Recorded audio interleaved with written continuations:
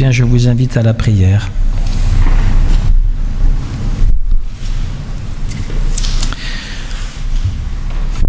Ô notre Dieu, source intarissable de tout bien, nous te bénissons pour les dons de ton amour. Fais-nous la grâce d'écouter ta parole avec attention, avec respect, avec un vrai désir de recevoir ce qu'elle promet et de pratiquer ce qu'elle ordonne.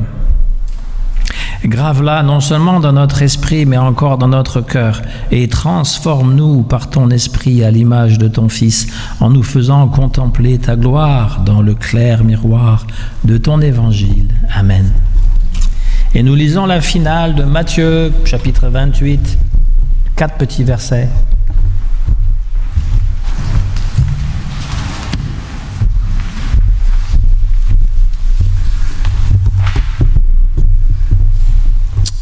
Alors le court texte que nous lirons aujourd'hui s'intitule « La mission confiée aux disciples ». Les 11 disciples allèrent en Galilée, sur la montagne que Jésus leur avait désignée. Mais quelques-uns eurent des doutes. Quand ils le virent, ils l'adorèrent, mais quelques-uns eurent des doutes. Jésus s'étant approché leur parla ainsi. « Tout pouvoir m'a été donné dans le ciel et sur la terre. Allez, faites de toutes les nations des disciples, les baptisant au nom du Père, du Fils et du Saint-Esprit, et enseignez-leur à observer tout ce que je vous ai prescrit. Et voici, je suis avec vous tous les jours jusqu'à la fin du monde. »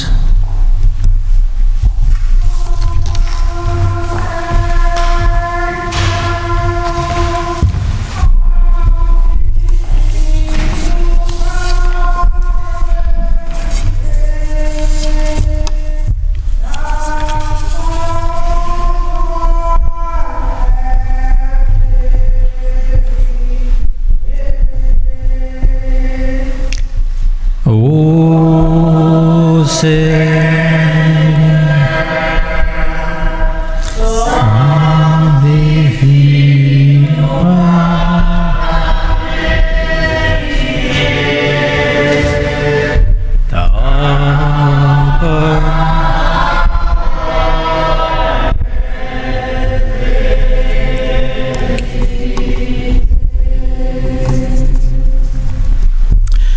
voilà une courte lecture, 4 versets qui représentent la finale de Matthieu, c'est-à-dire la fin de l'évangile de Matthieu, qui est le premier des 4 évangiles dans le Nouveau Testament.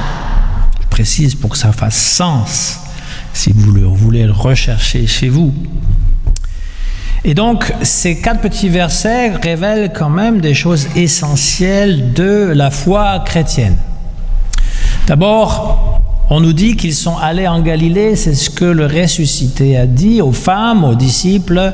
« Allez en Galilée, je vous précède là ». C'est-à-dire, pourquoi restez-vous à Jérusalem ?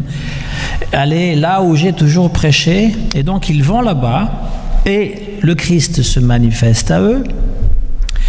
Et il leur dit « Allez dans toutes les nations et faites des disciples ». Il leur a pas dit « Devenez des gourous avec des disciples ». C'est pas ce qu'il leur a dit. Il leur a dit, faites des disciples, mes disciples, c'est-à-dire qu'ils vont suivre, ils vont devenir chrétiens. Le terme n'est pas utilisé, il est utilisé pour la première fois dans les Actes des Apôtres, le mot chrétien, mais c'est ce que ça veut dire.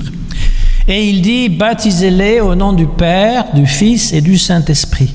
Cette fameuse Trinité où un Dieu en 3 personnes. C'est la première mention, la première mention dans le Nouveau Testament du Père, du Fils et du Saint-Esprit. Cette Trinité qui d'ailleurs, si ça vous intéresse, si ça vous intéresse pas, vous pourrez couper ça du discours que vous entendez. Mais dans l'histoire des religions, j'ai étudié ça en outre l'histoire des religions, nous avons des trinités dans d'autres religions. Par exemple en Égypte, Isis, qui est la mère, Osiris, qui en fait est le premier être à mourir et à accueillir les morts. roi des morts et roi aussi d'Égypte, et Horus qui est leur fils. Donc nous avons la mère, le père et le fils. Pour les musulmans, le Saint-Esprit c'est la mère d'ailleurs. Ils disent le père, le fils et la mère parce que ça n'a pas beaucoup de sens dans leur esprit qu'il puisse y avoir un esprit qui a enfanté. En Inde, nous avons Brahma, Vishnu, Shiva, le Dieu créateur, le Dieu qui maintient, le Dieu qui détruit. Ou encore plus simplement cette formule qui est donnée par les maîtres hindous qui s'appelle Satchitananda, c'est-à-dire l'éternité, la conscience universelle, la béatitude. Chez Platon, le vrai, le bon, le bien. Ce sont quelques-unes de ces trinités connues. Il y en a bien d'autres, moins connues peut-être. Dans le monde germanique, il y a Odin, il y a Thor, j'ai oublié le troisième, qui n'a pas Thor, j'imagine. Thor, qui est le dieu de l'orage. Odin, qui est le dieu de la sagesse. Dans le monde grec, Zeus, Hadès et Poséidon sont les trois dieux qui divisent les trois mondes. Le monde d'en haut, le monde de la terre, c'est-à-dire en fait la mer, Poséidon, et les enfers. Il y a un Français qui s'appelait Georges Dumézil, qui était spécialiste de l'étude des religions, qui connaissait je ne sais pas combien de langues, 25, 30, 50, enfin c'était un espèce de génie, et qui est même allé apprendre des langues qui étaient en voie de disparition. Il faut le faire quand même. Il apprenait qu'il y avait une langue qui était parlée seulement par quelques milliers de personnes. Il allait dans ce pays pour apprendre la langue. Je ne sais pas comment il faisait pour ne pas se mélanger dans tout ça, mais quand même, Georges Dumézil a écrit une étude assez importante qui s'appelle « La division tripartite des Indo-Européens ». Titre un peu... mais il disait que les trois dieux se retrouvaient constamment dans tous les pays dits indo-européens, c'est-à-dire la France, la Grèce, c'est-à-dire pas toute l'Europe qu'on connaît. Alors évidemment, peut-être pas tous les pays adjacents à l'Europe actuelle, mais disons l'Europe qui était connue. Et il était le père spirituel de Mircea Eliade, qui était le grand spécialiste du XXe siècle des religions. Il a écrit plusieurs tomes sur l'histoire des religions. Alors ici, nous avons trois religions monothéistes, le judaïsme, le christianisme, l'islam. Nous avons aussi trois lectures du jour, n'est-ce pas? Dans la lecture du Deutéronome, que j'ai lu tout à l'heure, dans la louange, j'ai lu la lecture du Deutéronome. Moïse insiste sur l'importance de l'initiative que Dieu a eue envers le peuple d'Israël pour lui donner l'alliance au Sinaï. Alors c'est le fameux peuple élu, c'est une religion de l'élection, du petit nombre. Les Juifs sont connus pour ne point convertir. Ils ont même une certaine fierté de cette religion. Dans la seconde lecture, qui est celle de Romains, que j'ai lu aussi tout à l'heure, Paul parle que l'Esprit de Dieu que nous avons reçu ne nous rend plus esclaves, mais nous sommes appelés à la liberté et appelés Dieu le Père, mais Père comme Abba, Papa. Et donc, c'est le Père et l'Esprit qui sont nommés ici, et le Fils de Dieu qui est le Christ, donc cette fameuse Trinité. Mais la question qu'on pourrait se poser, c'est est-ce que les croyants des autres religions ne sont-ils pas aussi dirigés par le Saint-Esprit? C'est une question pertinente. Chacun pense avoir la meilleure religion, le peuple élu par Dieu qui finalement a été sélectionné parmi tous les peuples et qui est l'ancêtre des deux autres religions. La seule religion, le christianisme des Saint-Augustin qui a écrit Vera Religion, la seule vraie religion, la seule qui existe. Les autres sont fausses. Pour le christianisme, il a pratiqué l'exclusivisme, il n'y a que nous. Toutes les autres religions sont mauvaises, ce qu'ils adorent sont des faux dieux, ce sont des idolâtres et ils vont en enfer. Voilà.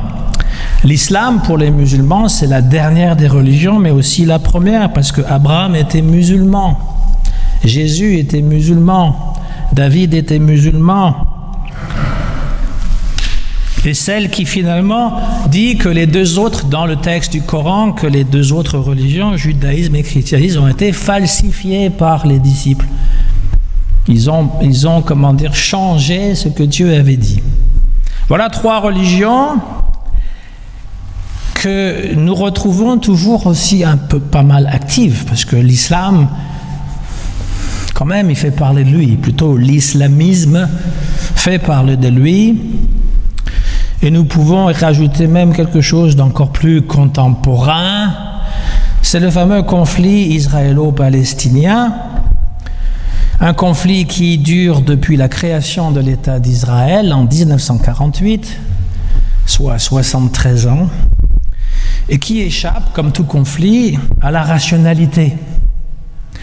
Quoi que l'on puisse affirmer, quelle que soit la pertinence de l'argumentation que nous pouvons avoir, la profondeur de la pensée, on se trouve vite confronté à nos propres contradictions et aux accusations et aux condamnations définitives de l'autre qui ne pense pas comme nous. Si vous défendez Israël, on voit en vous un sioniste engagé, complaisant avec la violence d'un État colonial et raciste. Si vous défendez la cause palestinienne, on va vous accuser d'être un islamiste convaincu, conciliant avec le terrorisme, sous prétexte de solidarité avec les plus faibles. Les passions sont beaucoup plus importantes que la raison dans un conflit. En fait, dans ce conflit israélo-palestinien, il n'y a pas une vérité, mais il y en a plusieurs. C'est quelque chose qui mérite réflexion. Nous, chrétiens, nous ne pouvons pas nous empêcher de voir dans Israël des affinités électives, parce que c'est le judaïsme qui a précédé et qui nous a donné la Bible. Rien à voir avec le sionisme actuel et la politique oppressive d'Israël vis-à-vis des Palestiniens. Et nous sommes aussi solidaires des Juifs en raison de la Shoah, de l'extermination de 6 millions de Juifs par les nazis. Mais comment ne pas entendre de l'autre côté les revendications de ses frères et sœurs, chrétiens ou musulmans, de Palestine? Israël n'est plus ce petit reste, ce petit peuple menacé de toutes parts, mais une puissance économique et militaire impressionnante soutenue par les États-Unis. Ce conflit est très riche dans ses interprétations, parce qu'on ne sait plus démêler qu'est-ce qui fait partie des faits historiques, des limites géographiques, des antécédents bibliques et des traumatismes génocidaires. C'est là l'extraordinaire complexité de ce conflit où tout le monde, pour peu qu'on prenne un peu de hauteur, a raison et à la fois tort. C'est le propre de toute tragédie. Alors ça peut sembler pessimiste comme vision, mais c'est quand même la réalité. Nous, dans notre cœur, dans notre tête, nous avons la conviction que Israéliens et Palestiniens ont toutes les raisons du monde pour s'entendre et se respecter. Par contre, nous pouvons nous poser cette question, à savoir si notre intervention dans ce contexte sont toujours bienvenues. Que lorsqu'il y a un conflit entre deux parties adverses, qu'il y ait un médiateur neutre, ça va aider. Mais si nous choisissons délibérément un camp pro-palestinien, pro-israélien, en quoi est-ce que ça va faire avancer la chose? Ce détour par l'actualité, simplement pour montrer que derrière ce conflit aussi se cachent aussi toutes nos interprétations du monde, et que les 3 grandes religions sont plus ou moins impliquées dans ce conflit. Je dis plus ou moins parce que Israël, contrairement à ce qu'on pense, n'est pas un État religieux, n'a pas été créé avec des convictions religieuses. C'est un État laïque, et les ultra-orthodoxes qu'on est toujours prêts à condamner étaient contre le sionisme et ne sont pas favorables au sionisme, les fameux hassidiques avec leur... Ils ne sont pas pour. Mais la religion, la vision religieuse est quand même là. C'est pareil pour le Hamas, qui se fait passer pour des bons musulmans. Derrière se cachent des intérêts tout particuliers. Mais il y a quand même une grande partie des Palestiniens qui sont musulmans. Et les chrétiens, dans tout ça, pensent qu'ils peuvent faire une médiation. Mais jusque-là, 73 ans de conflit, on voit que ça n'aboutit pas. Alors, qu'en dire des religions, pour revenir sur ce terrain? Qu'en dire de la Trinité aussi, dire qu'on appelle un mystère? Un mystère parce qu'on n'arrive pas à l'expliquer. Et pourtant, c'est une dogmatique assez importante pour tous les chrétiens, y compris protestants. Et la théologie a écrit beaucoup à ce sujet pour expliquer d'une façon rationnelle ce qui ne peut pas s'expliquer puisque c'est un mystère. Un Dieu unique, comme dans le judaïsme et l'islam, mais avec cette spécificité qu'il y a 3 personnes qui sont en relation. Alors si nous voulons être objectifs, nous devons dire, objectif je parle, je ne dis pas croyant, défendre son terrain, sa religion qui est la seule bonne, mais objectif, c'est une façon de voir Dieu et rien de plus. C'est une façon de voir Dieu. Un Dieu à 3 têtes, ou 3 façons d'intervenir dans le monde, mais il est possible, enfin je suis convaincu qu'il y a d'autres façons de voir Dieu, de le concevoir. Pourquoi est-ce que les autres seraient mauvaises? Pourquoi est-ce que dans le christianisme orthodoxe, nous avons quand même une insistance beaucoup plus sur le Christ de la transfiguration que sur Jésus en croix, comme dans l'Église catholique et luthérienne?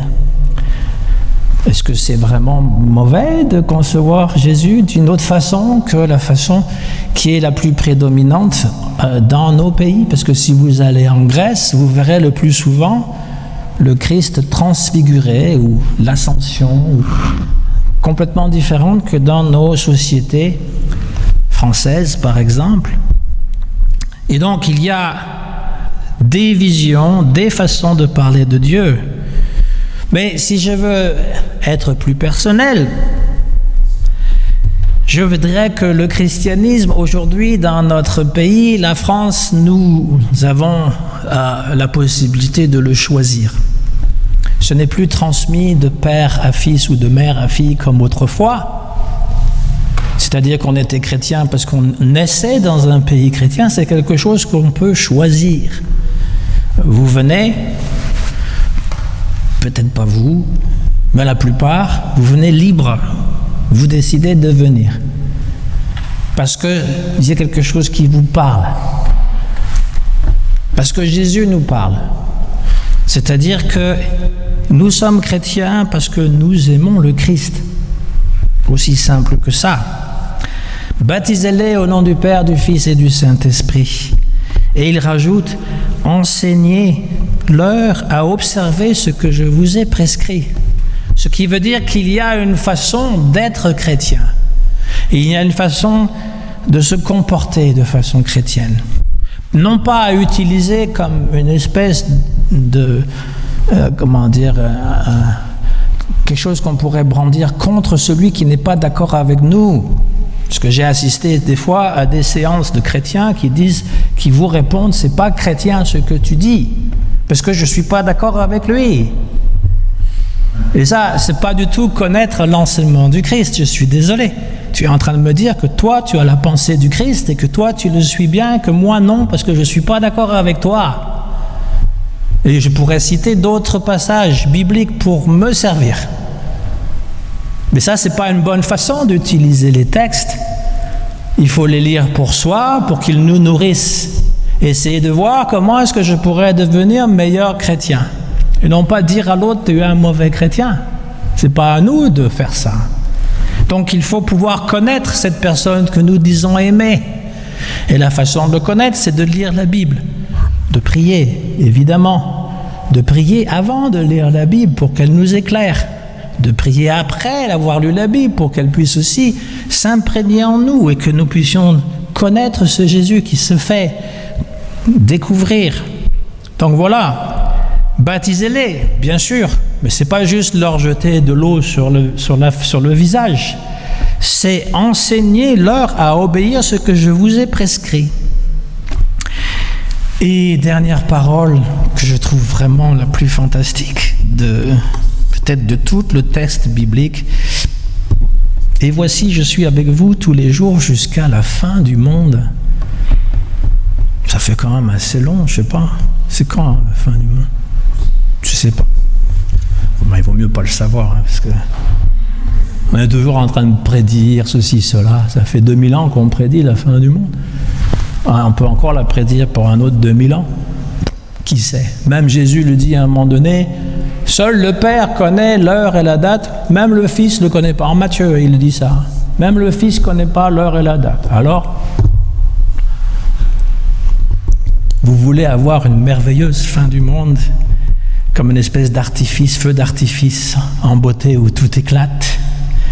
Malheureusement, nous aurons une mort insipide, insignifiante, qui ne figurera même pas dans les journaux, peut-être le journal protestant, Réforme, mais c'est tout.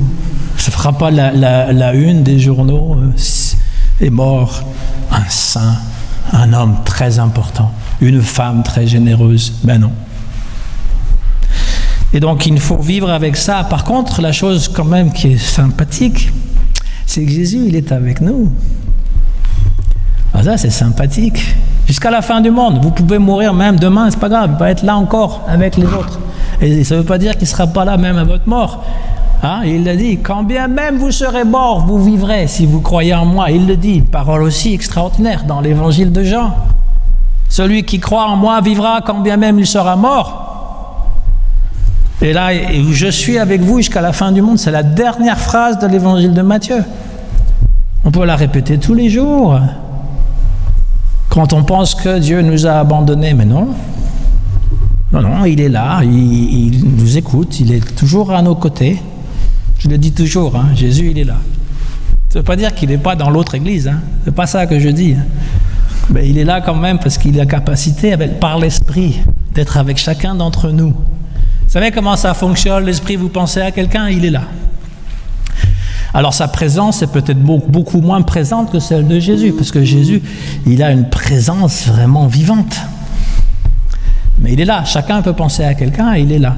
Et donc Jésus, il est là au milieu de nous. Il l'a dit, quand il y a 2-3 personnes, je suis là au milieu d'eux, il est entre vous deux, mais vous ne le voyez pas.